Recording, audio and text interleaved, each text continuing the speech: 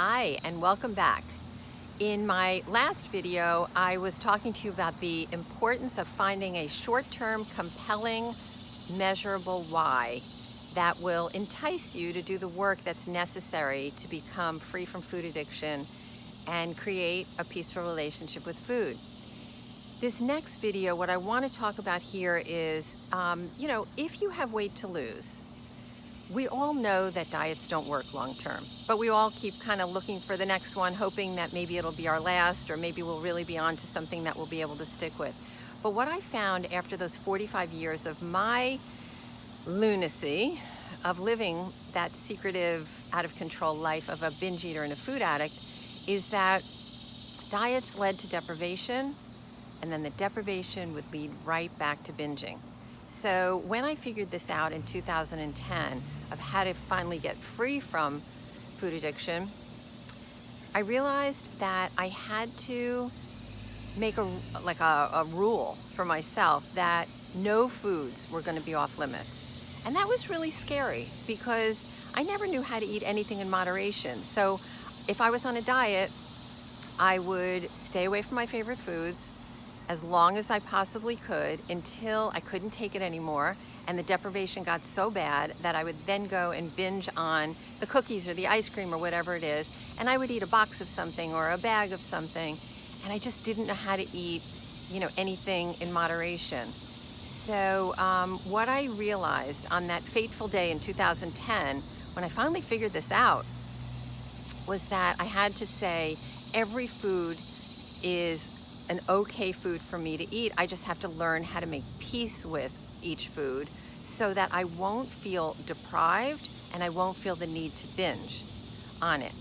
So I also said I need to have 2 foods a day, like 2 snacks a day of things I would normally binge on. Otherwise, if I just keep staying away from them, then I'm not getting anywhere. I'm basically just on a diet. So what came to me is the fact that Weight Watchers or something like MyFitnessPal, one of those online calorie counters, I had to choose one of those because even though I've tried Weight Watchers a million times, and I'm sure you have too, and we've all tried so many different things, but Weight Watchers or one of these calorie counters were the only plans where there were no rules saying you can't have this food or you can't have that. Because as I said, once you're told you can't have something, it leads to deprivation, and it only, that willpower only lasts so long, and then you're back to eating that food and you're going gangbusters with it. So I decided to follow Weight Watchers at that point. And so I would figure out, how many points I needed in order to lose weight. And so I basically ate a healthful diet. But again, what I needed to do was try to figure out how can I eat my favorite foods in an amount that will make me comfortable and happy. And it was challenging, just the thought of it. But again, my why was so strong that I had no choice.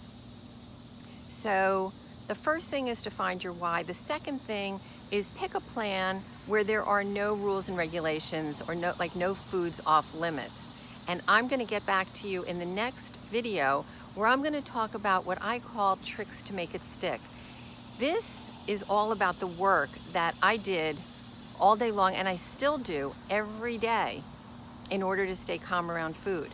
It's not hard work, but as I said on an earlier video, it does take work every day. So I am going to get back to you on the next video where I'm going to talk to you about all the different types of tricks to make it stick that will help you to just make peace with food, to stay calm around food, to allow you to enjoy your life and not be obsessed with food. So I look forward to seeing you on the next video.